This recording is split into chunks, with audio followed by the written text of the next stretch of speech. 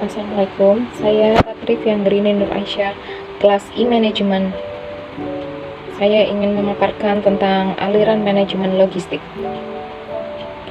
Aliran logistik merupakan istilah yang umum digunakan di bidang rantai pasok. Aktivitas ini merupakan proses yang tidak dapat dipisahkan dari rantai pasok, mengacu pada serangkaian aktivitas atau kegiatan operasional dari sistem produksi hingga distribusi yang bertujuan untuk meningkatkan efisiensi tanpa mengurangi kualitas produk. Ada banyak pihak yang terlibat sebelum produk tiba ke tangan konsumen, mulai dari produsen asing, importir, distributor, produsen dalam negeri, penjual grosir, hingga toko modern. Jenis-jenis aliran logistik itu ada 4. 1. Push flow merupakan jenis aliran yang tidak terpaku pada permintaan pasar. Kedua, pull flow berfokus pada masuknya jumlah permintaan. Produksi dilakukan hanya ketika permintaan masuk. Metode ini diterapkan untuk mengurangi biaya penyimpanan. 3. Just-in-time flows. Kombinasi antara push flow and pull flow, perusahaan mengatur aliran bahan baku dan produk siap jual agar sesuai dengan permintaan pasar. Yang keempat, synchronized flow. Penyediaan bahan baku atau suku cadang disesuaikan dengan kebutuhan dalam proses produksi. Manajemen logistik berfungsi untuk merencanakan, melaksanakan, dan mengendalikan keefisiensi aliran penyimpanan barang, pelayanan, dan informasi yang terkait dari saat awal hingga pada titik konsumen guna memenuhi kebutuhan pelanggan. Manajemen logistik berfungsi untuk merencanakan, melaksanakan, dan mengendalikan keefisiensi aliran penyimpanan barang, pelayanan, dan informasi yang terkait dari saat awal hingga pada titik konsumen guna memenuhi kebutuhan pelanggan. Aktivitas manajemen logistik yang baik adalah dengan mengkoordinasikan seluruh proses distribusi barang, mulai dari menerima barang, pencatatan, quality control, pengemasan, dan proses pengiriman barang kepada konsumen. Semua ini harus dikelola dengan rapi agar tidak menimbulkan komplain konsumen. Komponen manajemen logistik itu ada 5, yaitu 1. Transportasi, 2. Komunikasi, 3. Pengawasan, 4. Persediaan, dan 5. Penyimpanan. Tujuan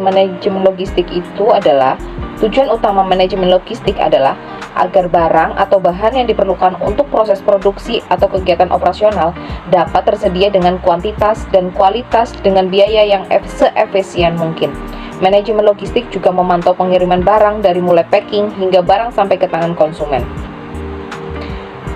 Adapun tujuan manajemen logistik yang lainnya yaitu 1. Biaya transportasi berkurang, 2. Agar kualitas produk meningkat, 3. Menjaga persediaan barang. Masalah logistik di Indonesia itu antara lain minimnya informasi dan komunikasi, permasalahan infrastruktur, biaya pengiriman yang kadang mahal ya, terus barang rusak di perjalanan karena kurir, terus ketersediaan cek resi pengiriman. Solusi permasalahan logistik di Indonesia itu antara lain pengelolaan armada yang terorganisir, gunakan asuransi, transparansi biaya, gunakan teknologi logistik. Keputusan strategis logistik terhadap dampak keuangan. Komponen pertama ROI adalah laba yang berasal dari penjualan dan dikurangi biaya total. Pada perusahaan manufaktur umumnya, biaya terdiri dari beban pokok, penjualan, administrasi, dan biaya non-usaha. Dalam konteks peningkatan ROI, perhatian utama manajemen adalah meningkatkan profit dan optimalisasi penggunaan aset secara efisien. Peningkatan profit terjadi dengan cara menaikkan jumlah penjualan atau mengurangi biaya penjualan dapat naik dengan menaikkan harga jual atau meningkatkan volume penjualan barang. Harga jual bisa mengalami kenaikan dengan meningkatkan value suatu produk serta servis atau layanan sehingga konsumen bersedia membayar lebih. Value produk mencakup antara upaya peningkatan kualitas produk, fitur, daya guna produk, aspek emosional, pelayanan, dan pengalaman konsumen dan menggunakan produk. Para pimpinan suatu organisasi perusahaan harus selalu meningkatkan kualitas atau value produk ini melalui inovasi serta peningkatan pelayanan. Peningkatan harga jual tanpa berimbangan dengan peningkatan value produk tidak akan dapat meningkatkan penjualan, tetapi bisa jadi beralih ke produk kompetitor. Contoh perusahaan yang menerapkan manajemen logistik diantaranya adalah Pos Indonesia. Pos Indonesia menjadi perusahaan penyedia solusi logistik terbaik di Indonesia. Pos Logistik Indonesia memberikan solusi layanan pengiriman barang atau kargo baik untuk bisnis ekspor, impor dengan moda transportasi udara secara langsung maupun konsolidasi. PT Pos Indonesia Persero merupakan perusahaan BUMN yang bergerak di bidang jasa pengiriman surat maupun barang yang memiliki kantor pusat di Kota Bandung dan memiliki 11 kantor regional yang tersebar di seluruh wilayah Indonesia. Pelayanan Pos Indonesia